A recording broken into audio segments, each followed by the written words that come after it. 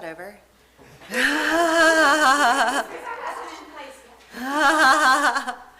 Okay, perfect.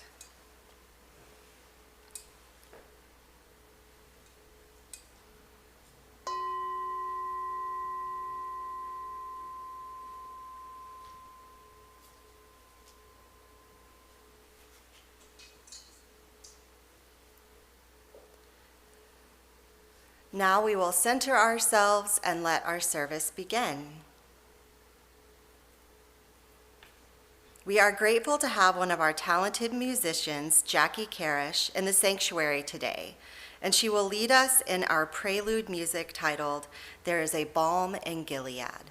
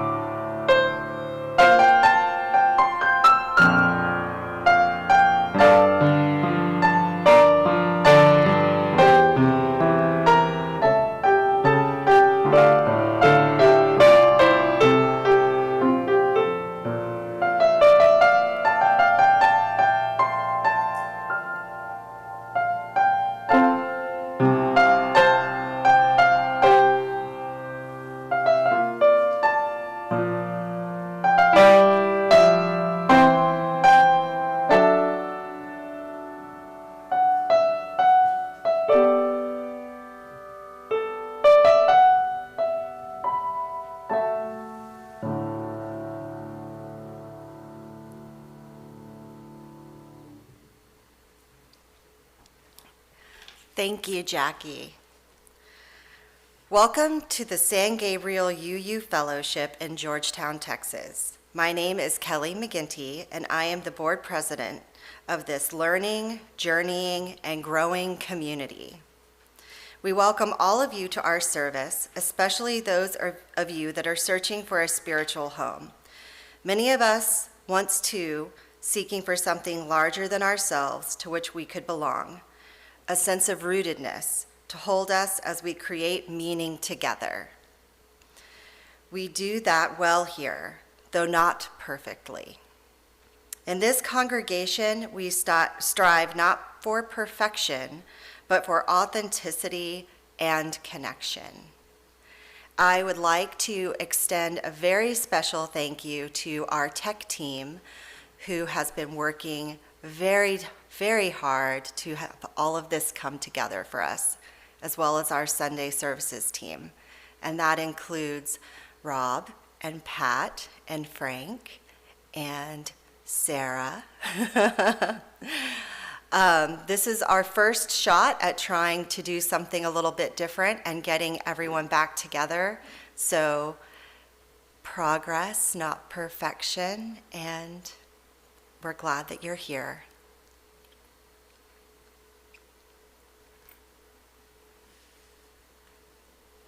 Our chalice lighting today is going to come from Kristen L. Harper's book, The Darkness Divine, A Loving Challenge to My Faith. In her acknowledgments, she states, To the Black and brown women who have struggled in our faith, in our world, to be seen, to be heard, and to be received. When I was looking for this chalice lighting, I was excited to see, after I had already written this, that she was featured in the current UU World magazine. And so I encourage everyone to check that out. The poem is titled, A Theology of Darkness. God resides in depths of darkness, as in the light of sunbeams. The moon shines brighter, surrounded by night, and life is secure in the black waters of the womb. As the night sky littered with stars demonstrates again and again, there is beauty in darkness and beauty in light. One no more brilliant than the other, one no more necessary than the other, one always complementing the other. Without the heated darkness of the universe, splitting neurons, electrons, and protons from atoms, life and light would never be. The task for us today is to recognize God in both, to see the divine and the panther and the swan, to embrace the dignity of the Black Madonna as it is embodied in the Virgin Mary. The task for us today is to look into the multifaceted colors of the onyx and see the miraculous spectrum of color produced in the prism of a diamond. I light this chalice to recognize the beauty in both the dark and the light.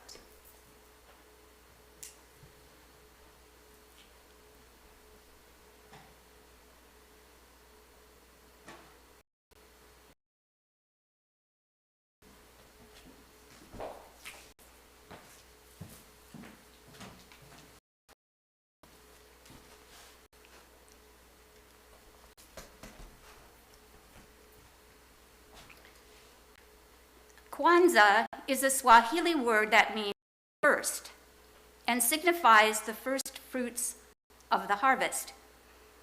The 7 principles of Nyerere,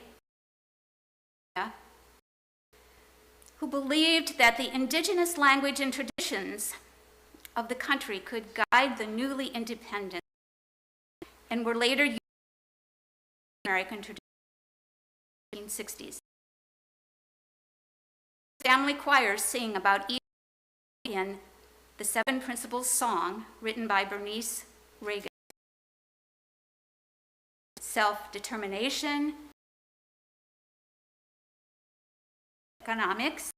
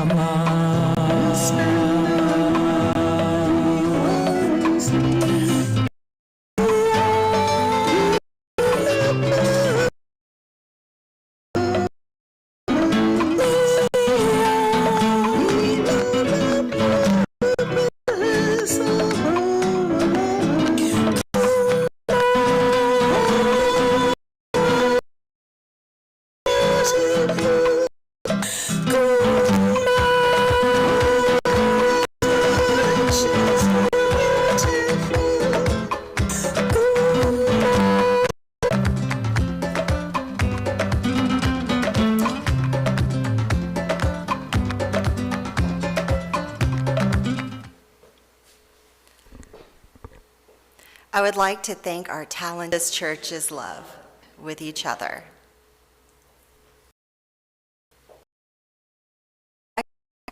Our wonderful director will lead us in our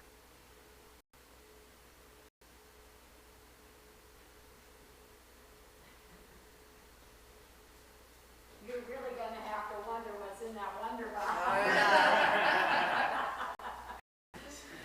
It's picking up the audio from Maybe you'd expect an egg in the litter box at a different holiday time? What does an egg make you think of? Eggs can represent a lot of things. They're fragile. They have potential. I think of growth and transformation. And of course, there's a famous story about an egg. You know which one I'm thinking of? It's a nursery rhyme, Humpty Dumpty. And I've got a different story about him. It's called After the Fall, How Humpty Dumpty Got Back Up Again by Dan Santat, shared with permission from Macmillan Publishers. My name is Humpty Dumpty. This was my favorite spot, high up on the wall. I know it's an odd place for an egg to be, but I loved being close to the birds. Then, one day, I fell. I'm sort of famous for that part. Folks called it the Great Fall, which sounds a little grand. It was just an accident, but it changed my life. Fortunately, all the king's men managed to put me back together. Well, most of me. There were some parts that couldn't be healed with bandages and glue. After that day, I became afraid of heights. I was so scared that it kept me from enjoying some of my favorite things. I walked past the wall every day, and I would think about climbing that ladder again. I really missed the birds high above the city, but I could never do it because I knew that accidents can happen. I eventually settled for watching the birds from the ground. It wasn't the same, but it was better than nothing. Then, one day, an idea flew by. Making planes was harder than I thought. It was easy to get cuts and scratches. But day after day, I kept trying and trying until I got it just right. My plane was perfect, and it flew like nothing could stop it. I hadn't felt that happy in a long time. It wasn't the same as being up in the sky with the birds, but it was close enough. Unfortunately, accidents happen. They always do. I almost walked away again, but then I thought about all the time I'd spent working on my plane and all the other things I'd missed. I decided I was going to climb that wall. But the higher I got, the more nervous I felt.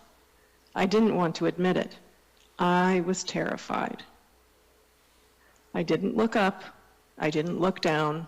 I just kept climbing, one step at a time, until I was no longer afraid.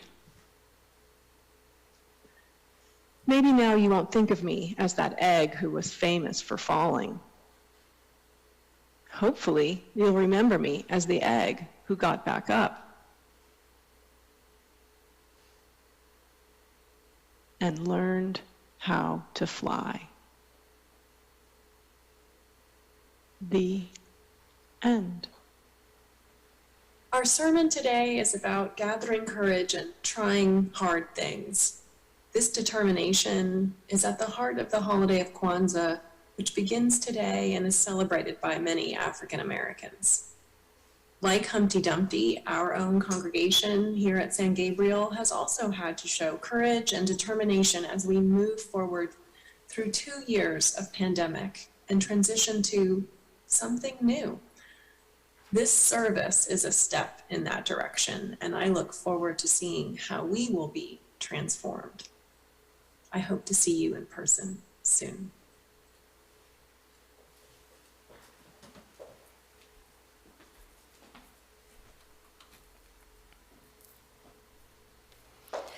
Thank you, Karina, for that wonderful wonder box. And yes, one step at a time is what we are doing. At this time, we would like to talk a little bit about the changes in how we do offertory. When we are in person, we will not be passing a basket from one person to the next, but instead we will have a basket at the back of the sanctuary where people can put their offertory into that basket. We are doing this in hopes of protecting one another. There are also going to be opportunities for people still to donate online through our website. We are a very giving, generous, and thankful community, and we would like to thank everyone for all of their support over the last 2 years. We are so grateful and so blessed to be part of such a wonderful and loving community that San Gabriel is.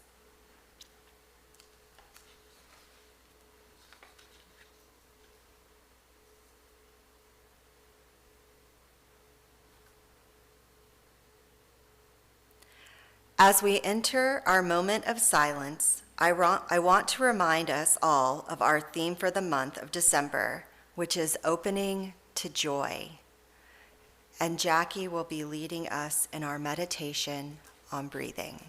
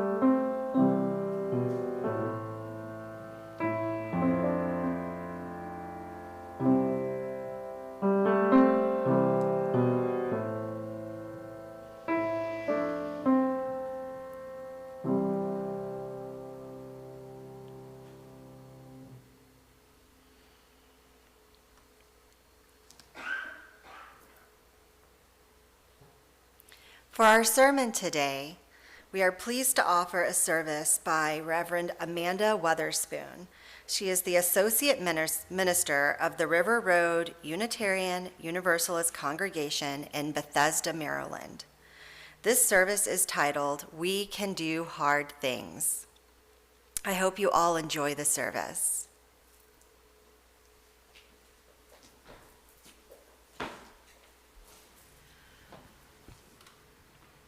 Author and heart activist Adrienne Marie Brown asks us this: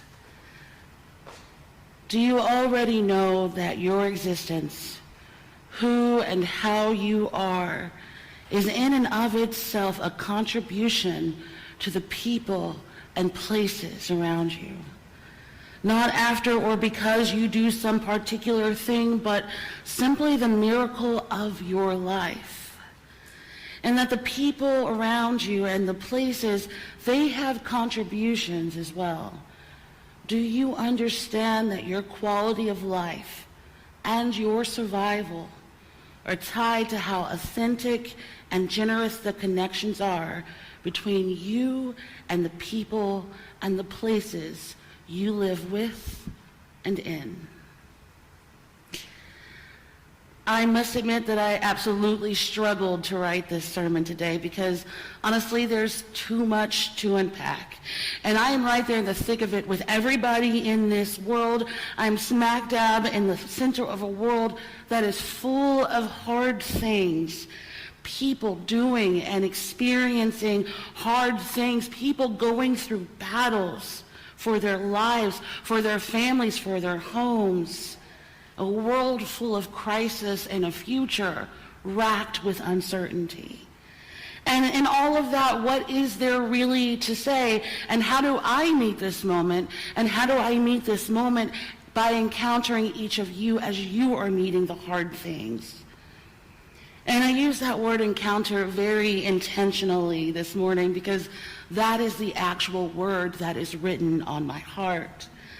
I wanted to reflect on the doing of the hard things because, of course, we are doing so many hard things at different levels, taking that at the personal level, the organizational level, the community level.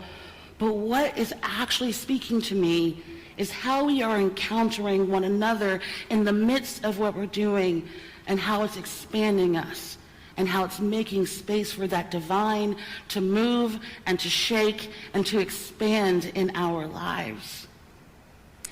So 2 weeks ago was my first time doing a hybrid service here, and I was so nervous coming into this, to come into this space and be joined by each of you for the first time in what feels like forever. I was nervous to not have the protection of the screen or the distance of that tiny red camera dot that connected me to so many people on the other side. And as I was preparing, it heightened all of my anxieties and all of my insecurities. But of course, the show must go on. So here we were. And as worship unfolded that morning, I found myself in awe of the points of contact that were finally and suddenly accessible to me. I could look at Reverend Nancy on the screen while real-life Reverend Karen sat next to me, while I was listening to music piped in through another room, while being in here with each of you, and knowing that that little red camera dot connected me to even more of you still, and I saw myself on the screen praying as I was actually praying on a slight delay, and I was humbled by the ways in which the Spirit was moving among us and through us, and how it was making that space for me to actually be present in this morning for the sacred act of that encountering. All of those touchstones to connect. All of the ways that we were doing this in this place, that we were replicating and multiplying and creating opportunity upon opportunity to connect with that source, that spirit of life, and how that was infusing what we were doing and carrying it beyond our physical selves. And that was the aha moment for me, that I didn't need to bring some other version of myself, some more confident, less insecure, with no anxieties, Reverend Amanda, into this space, but that this space could expand to fit me, that I could bring what I was bringing and for all that I was in this moment. And to me, that is the transformative power, that alchemy that occurs in that space, the space that we create together. And to me, that's what faith community is all about. How we encounter ourselves and each other while encountering and living in this world around us. How we're a part of it, how we build it, how we create it, and how the divine moves through us and it, and how we shape it as we are being shaped. That is the heart of what we do when we gather. And what a testament to that power it has been over the last year and a half, because we have absolutely been transformed. Look at this space that we have created in the midst of so much loss. And look at the people who we have become, and look at the ways we have expanded. And what it has me wondering this morning for each of us, and I'll ask us this question as a meditation this morning: what was the point in which you realized that there was no return to normal on any horizon? What was the point in which you realized there was no return to normal?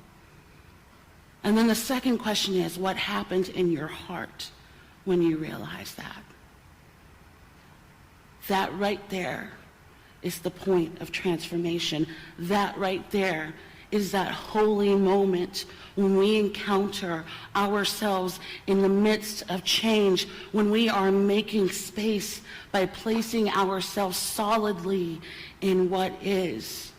So if I think about that for myself, just one of the many ways, what sits heavy on my heart is climate chaos. and the general destruction of our planet, it's so massive and it's so big, and there are questions after questions, and they expand and unfold on themselves. Questions like, whose responsibility is it? Is the responsibility on us everyday people, or is it on the major corporations who are polluting, who are using, who are extractive, who place profit over people? Or is it on all of us? And will any of it work? And are we too late? When I think about climate chaos, all I feel is doom and gloom. And what I really feel is that we and this earth are past a certain point where there is no normal to return to. So when I actually examine that, what sits heavy on my heart is fear. And fear is incredibly powerful, but I believe that it's powerful and that it has a way of pointing us to our truth. Powerful in the way that it can be a portal when there's no other escape from what we are actually experiencing. So I turn to Joanna Macy, who is an author and activist. She encourages us to go deep into spaces of change and transformation, particularly around our earth and our planet. And she tells us this: our pain for the world, including the fear, anger, sorrow, and guilt we feel on behalf of life on earth, is not only pervasive, it is natural and healthy. It is dysfunctional only to the extent that it is misunderstood and repressed. We don't break free from denial and repression by gritting our teeth and trying to be nobler, braver citizens. We don't retrieve our passion for life, our wild innate creativity by scolding ourselves or soldiering on with a stiff upper lip. She goes on to say that the most remarkable feature of this historical moment on earth is not that we are on our way to destroying it, for we already know that we are. It is that we are beginning to wake to a whole new relationship to our world, to ourselves, and to each other. The worldview now emerging, if we are bold to experience its implications, she says, let us behold a new experience afresh, the web of life in which we exist. It opens us up to this earth's vast intelligence, its self-organizing powers. It brings us to a larger identity in which to cradle and transcend out of our fears. It lets us honor our pain for the world as a gateway into deep participation